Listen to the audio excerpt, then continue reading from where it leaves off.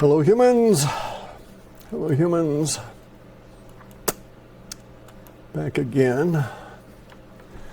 Okay, so you can't see it, but it says up there that this is the 4th of March, 2022.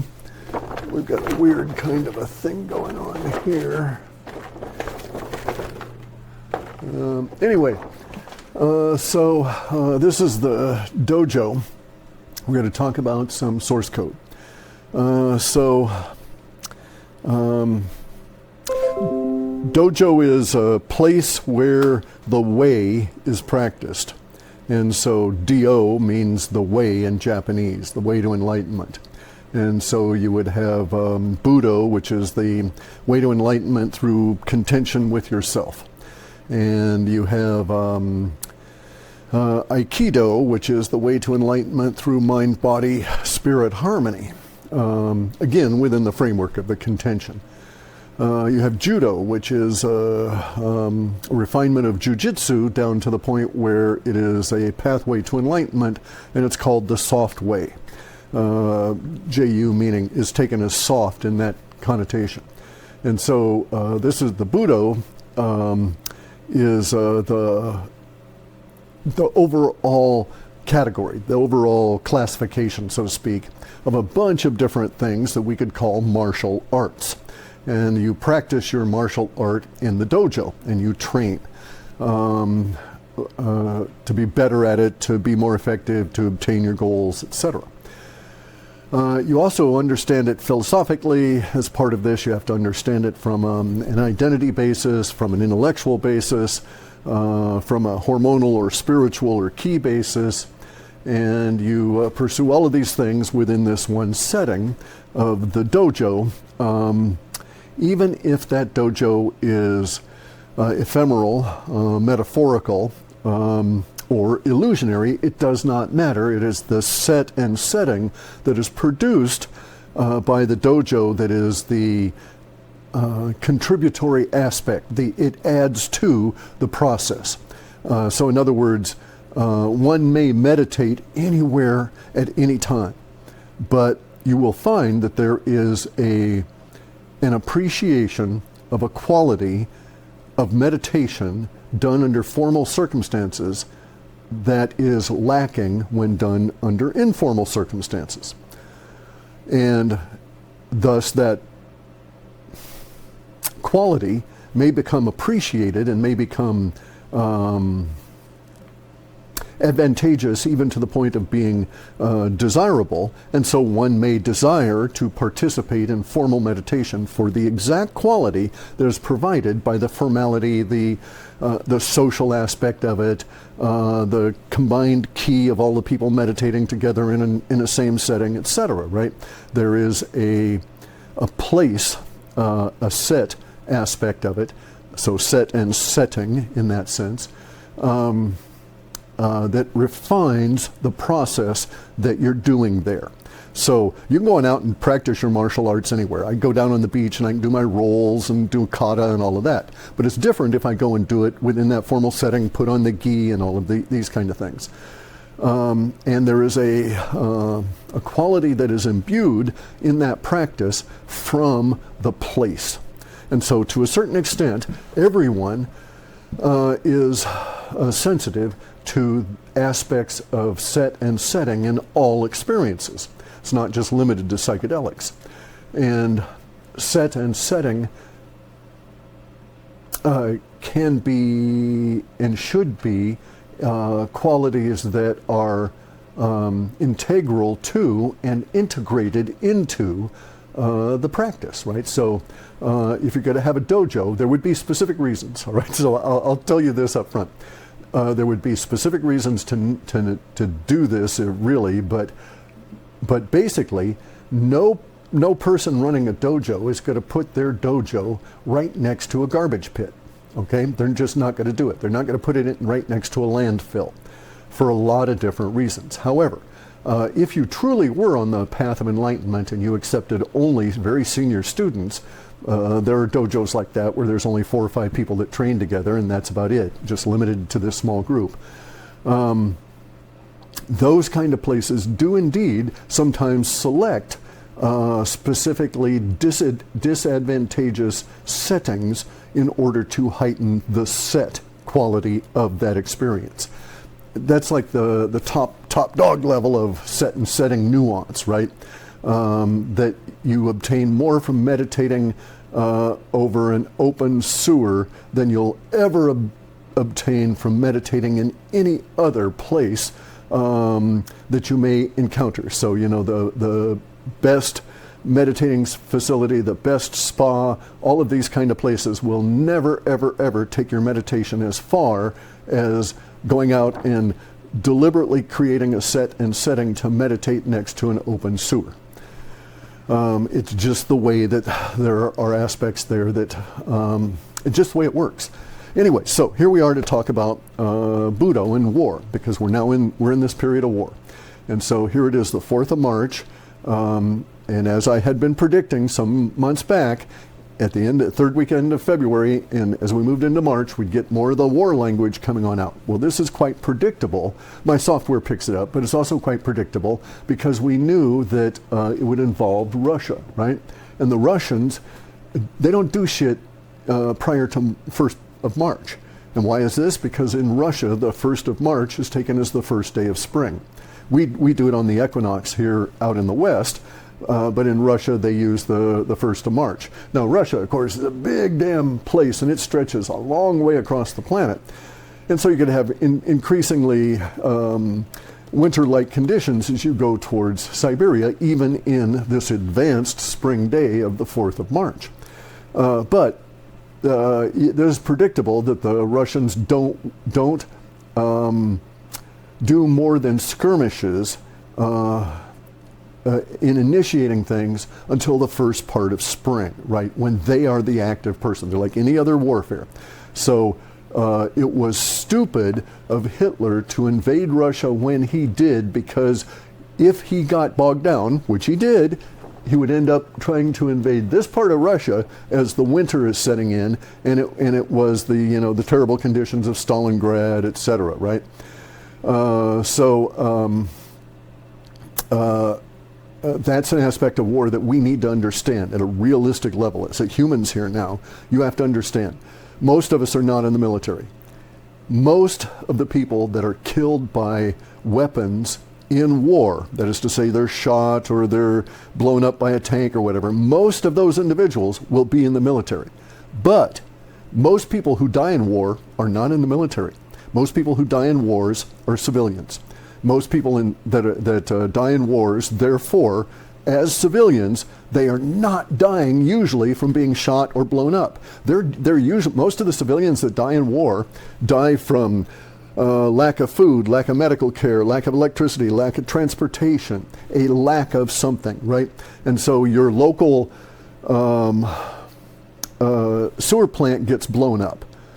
Maybe 1 or 2 people get killed, okay? So that's the little tiny bit of the population that is civilian that gets killed by a bomb or a bullet, all right? But because that local sewer plant gets blown up, you have an outbreak of cholera throughout the entire region, and instead of just the 1 or 2 people that were killed in the explosion, the civilians that were killed at the sewer plant when the place was blown up, you now have perhaps 100,000 people that die, many of them children, because of the conditions of cholera, because you don't have the effective ability to have hygiene. So it is the lack of an effective hygiene system that causes this sort of death.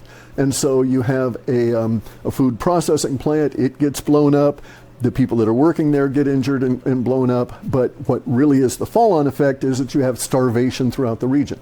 So in 1914, there was a revolution in Russia. 1914. 3 years later, the Khazarians out of Ukraine, where am I at here? Out of the Ukraine, the Khazarian mafia out of the Ukraine took over the Russian Revolution through several of their agents, including Vladimir Lenin. Okay, so when that happened the revolution happened in 1914. For 3 years, they held the Tsar and his family captive, and we're in the process of rebuilding the Federation of Russia at that time. This is 1914. From 1914 to 1917, even in the midst of that revolution, even in the midst of the Russian Revolution, the very, very heart of it all going down, Russia had the most effective agriculture system on this planet. Russia fed most of Western Europe and a great deal of Africa and Asia. Russia was the breadbasket for the fucking planet. It was the most efficient production system we've ever seen for food. It has never been equaled on a calorie in to calorie out basis, okay? And in 1917, the Khazarian mafia got really, really, really pissed, and they moved out of Ukraine. They moved out of Ukraine, and they went into Russia, and they called themselves Bolsheviks, and they took over the Russian Revolution, and they destroyed that food system, and all of the people, 2 million plus people on the outskirts, and 12 million people in the greater Khazarian area, Ukraine and so on, and Kazakhstan and all of this. 12 million people in there died from starvation. So, you know, it was twice the claimed death rate for people killed by Hitler. And you don't ever hear anybody talking about it because it was the Khazarian mafia, the Ukrainians, taking over and doing their shit here that caused this. Here's something you need to know about the Khazarians, okay? The Khazarian Empire extended from this area here, went through, let me get a marker here, see if this will work. Okay, so this is the former abroad, nah, that's not going to do it. Anyway, so we have here, there we go, better. We have a Khazarian Empire that at one point went over, there we go, into the northern part of India. And we know this, that in spite of the formalities that said that the old Khazarian Empire ended in this area here, we know it extended over as far as this boundary here, because there are persistent historical, not myths. They do have some aspects of legend, but they're inculcated into our expressions in all of our languages. So even in Chinese, so in China, there is this, the cultural work for the Chinese is called The Journey to the West. Really, it's a cool book. Jackie Chan's made several movies about the central characters in that book.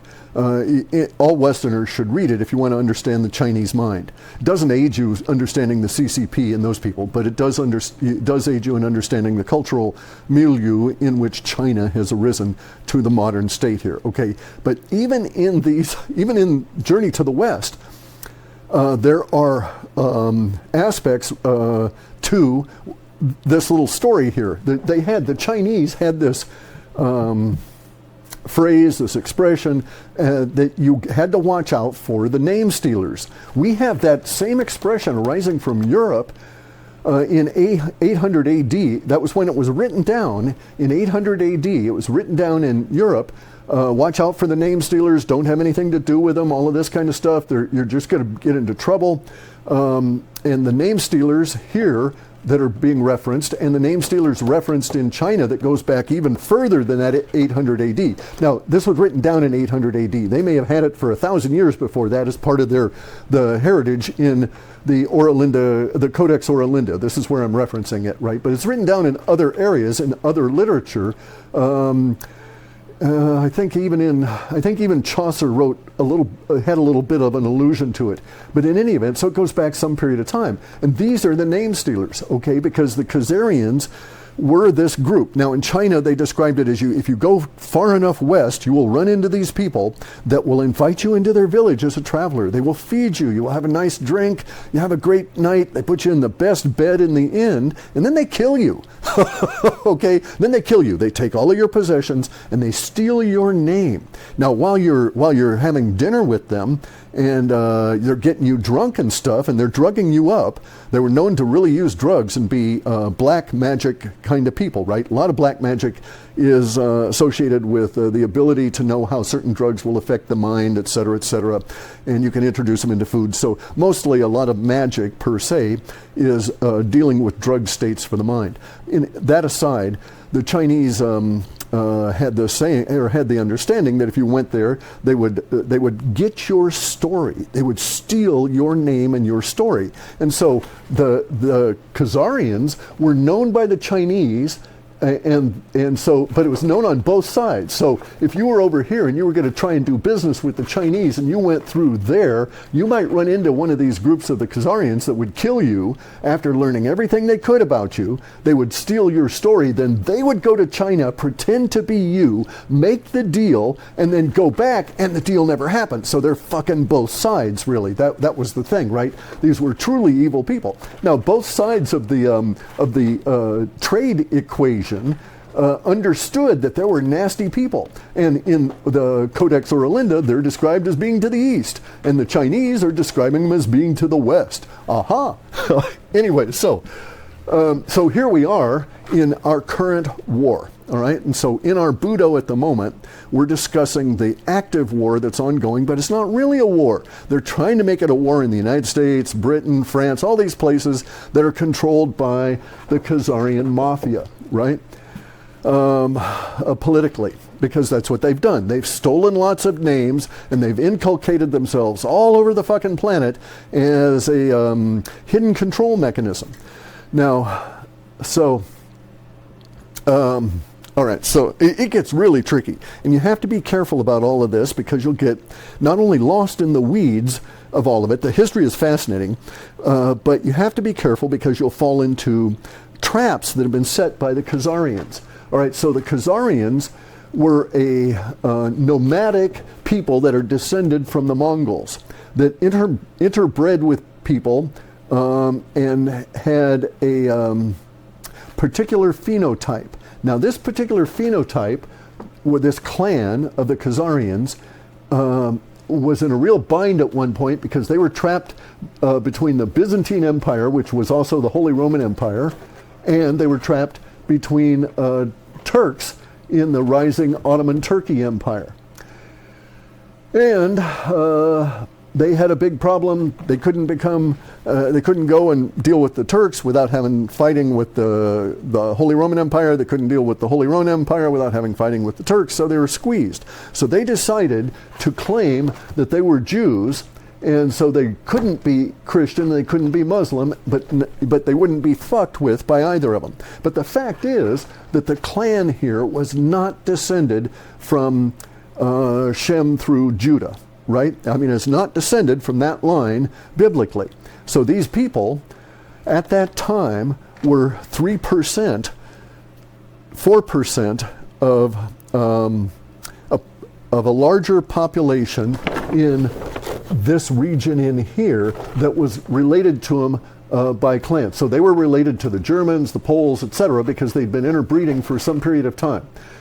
This population in here decided that they were going to be Jewish, and within their understanding of Judaism, these people devised I guess we could say it was a scheme, a plot, a plan, etc., that spread a particular understanding through not only through Judaism, but through Christianity. It impacted Christianity because of what books were left out of the Bible, and because these people had control over King James and the people that were doing King James Bible, all of this kind of stuff. These people had control over a lot of that. So they have altered history, philosophy, viewpoints, all of these things in order to protect themselves, because they were the name stealers. They were going to steal names real big and go on and promulgate it to the point where we're here now. And so we're at war now, and we see Putin invading and starting a great World War III and everything by invading Ukraine. And that's a bunch of bullshit. It's a bunch of horseshit. Okay, I actually think now that I was inaccurate about Xi, and Xi will be participating in this as well. And I think that they're going to invade Taiwan. But what's going on is the eradication of the biolabs that are controlled by the Khazarian mafia. And by that we also include Fauci, Biden, all of the fuckers in the United States who are also controlled by the Khazarian mafia. And we note that they all have huge bank accounts here. And look at how Zelensky, the head of Ukraine as a nation, has got this big, huge $34 million villa over here in Florida. So what's he doing? Planning on bugging out when it gets too cold there? Anyway, it's all interconnected, right? And so we're entering a period of war here. We're in a period of war now. We've been in a period of war all of my life, since 1963 in the assassination of Kennedy. And so we're in a period of war here that's developing, and as I had forecast months back, the language is bursting out. Now, our war language is going to be tainted by the other side because they're trying to gin it up as a nation-state war. Oh, evil Russians. And that's not it. Now we've got a case here that is really bizarre for the mainstream media, for the powers that be, because you've got a lot of people in the United States saying, yay, Putin, yay, Putin. And he's supposed to be the enemy according to our powers that be. And so this would be the equivalent of a bunch of people here in the United States after the bombing and everything had actually started saying, yay Hitler, right? In the 1940s. You just wouldn't see that happening. Here we're not coalescing the way that the powers that be want around this idea that Putin is the bad guy, that there's this World War III and so on, because so many of us know what the fuck is going on, and we're awake to the history and the problems that have been caused by these other fuckers here in Khazaria, and they've just got to go. Okay, so we've got to get rid of all of these things, all these people. Now, here's something to understand. In my opinion, Judaism had been taken over. Okay, they were the first group that was infiltrated by the bug, and for there are a lot of reasons having to do with the nature of a philosophical trait within the source code for Judaism, okay? And so this is where we get into this issue of source code. I'm of the opinion, because I've bought a set here of the Talmud, and I've read as much of that thing as I could possibly plow through, and there are parts of it that are truly disgusting, okay? To see aspects of pedophilia ritualized, okay, codified. So it is a source code at that stage, and I won't go into that at the moment. All right, but in any event, within the Talmud, you have to understand you cannot read it alone. It's 63 volumes. It's huge. It's commentary. A lot of people think of it as comedy, as it's thought of in many different contexts. But my way of thinking is that this is a meta layer of a code base, and that the Talmud has to be used to read the Jewish Bible, and that this is why in the Talmud they are so against. It was really funny because there were a lot of people in 325 AD that told Constantine, "Oh my God, you stupid fucking emperor!" They didn't say it that way. Don't join the Jewish Old Covenant with the New Testament. Don't do it. They're not related, blah, blah, blah, blah, blah. They did it anyway, right? So the Bible is created as this combined work that basically includes the Torah with the New Testament. But it's really funny is that there were a lot of these people that were on the Jewish side saying, or on the Talmudic side, not the Jewish side, but on the Talmudic side saying, don't do it. But it was necessary that it be done, and Constantine, unlike Justinian later on, well, I won't go into that, but Constantine was maneuvered into doing this by Khazarians in his cabinet structure, because they had been infiltrating for years and years and years.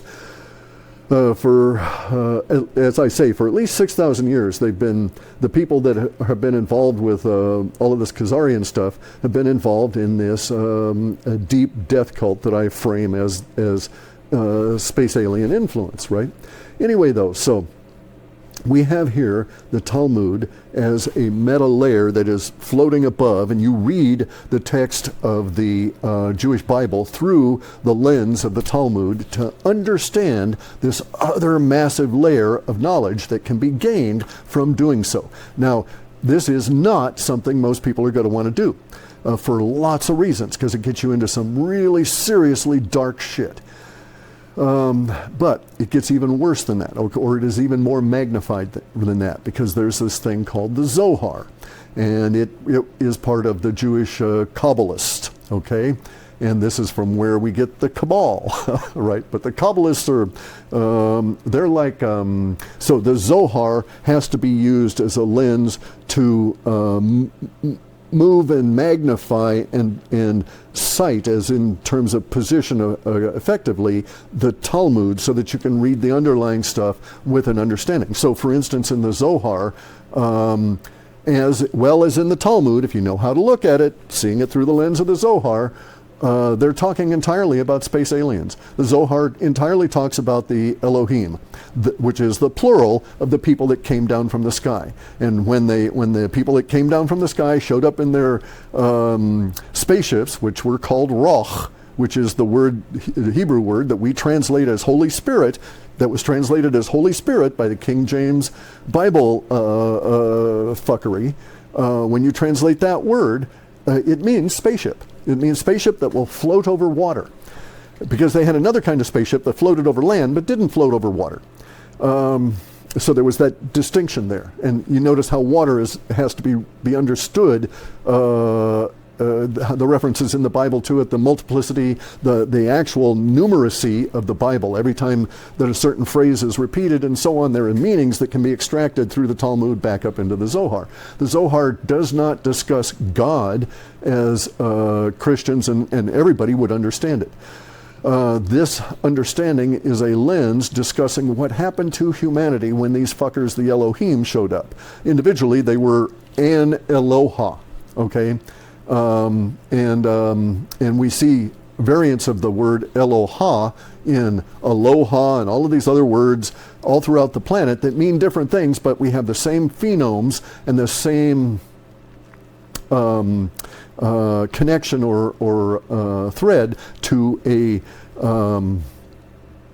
greeting. Hello, right, is even a variant of that.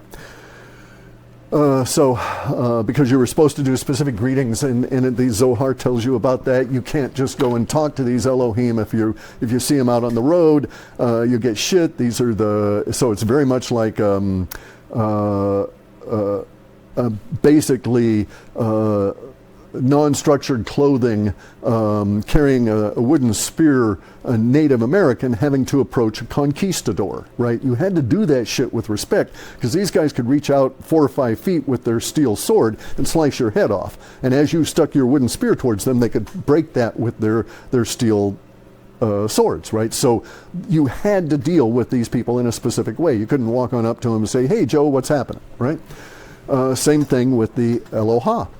Or the Elohim. And so when you approached an Eloha, you had to have this respectful greeting and all of this kind of shit, all of which can be seen if you view all of these books with this proper perspective. And so we have many different source codes here, because it was determined by the Khazarian Mafia that they could benefit by extracting understanding from our from these lower layers and keeping that understanding to themselves, because it was very powerful to have these understandings. Not going to go into this. Tons of shit you have to understand here, and we just don't have time for me to spend 8 hours talking about this particular aspect of history and all of the variants on it. You've got to go and do a lot of your own research. Go to Veterans Today, by the way, and read the story on the Khazarian Mafia. Read the article on it. It has a lot of good, interesting information, but it has it's missing, of course, vast quantities.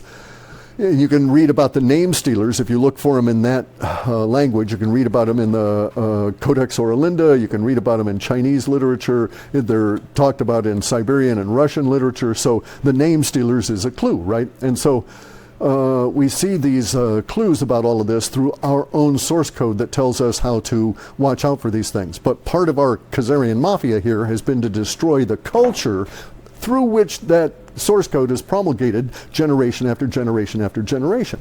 If the Khazarian Mafia come along and say, oh, you can't criticize Semitic people and we're a Semitic people and this is anti-Semitism and you can't use those words, hey, it busts up your ability to transmit from one generation to another that the name stealers, the Khazarians, are not Semites. They're not Semitic people. So you can say all the fuck you want about Khazarian Jews because they're not Semites. They're not of the house of Judah. They're not born or descendant from Shem. So, you know, you have to understand the language and all of that. So this is the info wars. You're in an info war Budo. We'll do these as we go forward as these various aspects of the war present themselves. What you need to know now is that everything you see is not as being portrayed in the West. So Putin is not invading the Ukraine. This is an incursion. It's not a skirmish. It is an incursion. They're going after the biolabs. Soon, Xi will go after the biolabs over here in Taiwan. And here's Taipei, little tiny place over here. And so they will attack and they will take the biolabs out in Taipei because that's where they located them. The Khazarian Mafia is very, very, very sneaky. So they put all these biolabs and stuff in civilian areas, which is perfect for releasing it later, just like they did with COVID-19. Russia knows that they released COVID-19. Xi knows they released COVID-19. The CCP cooperated with him. He has his own deep state issues. They've got to get the biolabs out of Taipei there, so they're going to have civilian issues there. The Taiwanese need to be doing just what the smart Ukrainians are doing and stand the fuck down. These people are not coming to take your territory. They're coming to protect themselves from the Khazarians' next plan, like Bill Gates said, which is to fuck them over with weaponized smallpox that's genetically keyed. I'll go into why I don't think that that's feasible and why their COVID-19 thing was more of a scam than a real disease. The spike protein is a terrible weapon if it's aerosolized and you get it, you're fucked. And I know people that are battling that part of it now, but it's the disease part, the transmission from human to human. If they're not injecting it in you know, it doesn't transmit. The coronavirus dies easily against vitamin D, et cetera, as we proved. Anyway, I won't go into all of that now. But these guys truly think that they can have a weaponized smallpox that's genetically keyed that will be more effective in penetrating your stuff here, your cells, and killing you. Than natural smallpox, and they've been trying to engineer it. So there's all these biolabs around the planet. And so they're being taken out as part of this global overthrow of the Khazarian Mafia, what we call the globalists. Okay, this group that has infiltrated the Jews, the Jewish population, and has always used them as a cover, as a sacrificial cover. They are the Judas goat in the sense that they are the Khazarian Mafia, right? They surround themselves with sheep such that the sheep get killed and they get to escape. And so this is not about the Jews. The Jews are put there. The Khazarian Mafia has designed a mindset to make people hate Jews. I kid you not. All of the crimes of the Khazarian Mafia, from the days of the blood sucking from which we get the vampires, okay, because they were trying to do this adrenochrome shit because of what the Elohim had told them. You've got to read it through the Zohar, read that through into the Talmud, read that through into the Torah, and you will see that they're talking about adrenochrome in the days. I know it dates through in the 1800s, pre-revolution back in Kansk, in this area in Russia here, in central Russia, and they were going to claim, the Khazarians were going to claim, try and have Russia give them this area here and let the Jews take it over later as part, anyway, but it was a central point. There was a big Jewish population, but it was an infiltrated Jewish population that had the Khazarians, the name stealers, inculcated. And these people then, in the 1800s, went around and took blood.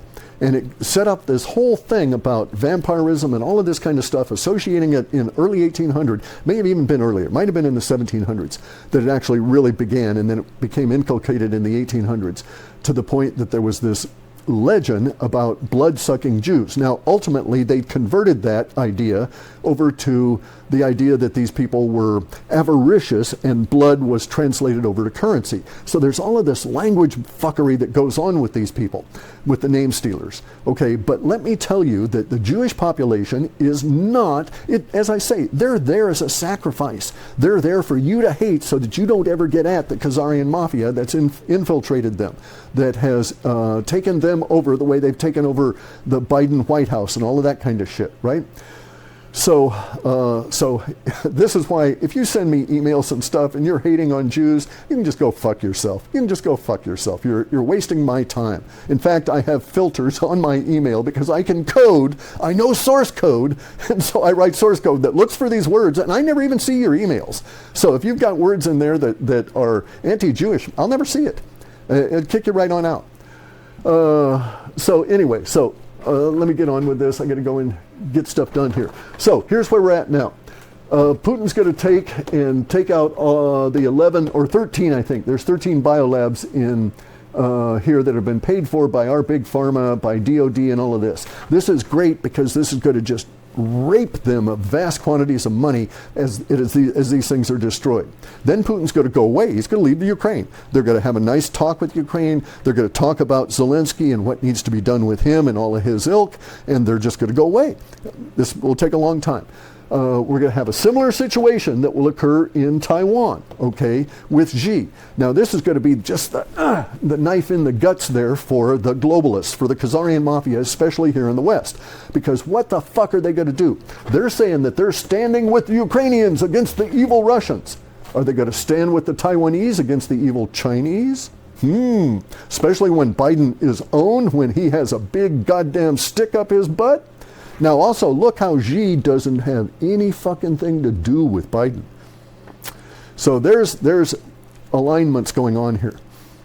In order to see the war effectively, in order to see this info war, now the developing kinetic war, which is not ever going to be nuclear, it's not ever going to be World War III. It is World War III or IV, whatever number you want to put on it. It is a global war, but it is against the global infiltration of all the governments by the Khazarians. And guess who else is a Khazarian? Hey, Klaus Schwab, the Rothschilds, the Bauer family, who are claimed Jewish. I don't think of them as Jewish at all. I think of them as satanic. And so as Khazarians. So we have to get our language accurate here, right? Khazarians are down in Australia, they're in New Zealand, they're in Britain, they're every fucking place. Well, they're mostly not in Africa. There's not a lot of them in Africa. There's reasons for that, and we can go into it later on. So the Khazarians are really a goofy bunch, and they're evil, probably the most evil thing on the planet. Very profane. So I have no issues in saying they're real fuckers and speaking of them in very profane terms because they are instruments of profanity on this planet at the deepest possible level. And it's their time. So this is a glorious time to be alive. This is Armageddon, all right, in the Christian sense. Not Amigidio, or however it's pronounced, as a place name in the greater area of Judea, okay, not as that ancient battle in which these people held this against a tremendous siege of both Romans and Israelites. We're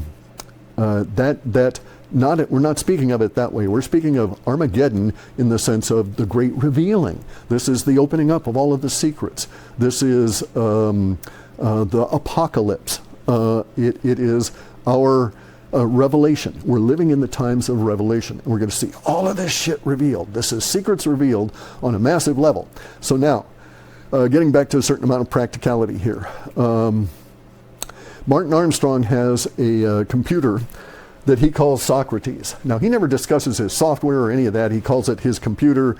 I can understand that, but I don't think of these things as the machine. I think of it as the software, the processes, the algorithms, and so on. But in any event, though, so he says his computer is saying that we're into the world war cycle and we've got to be real careful.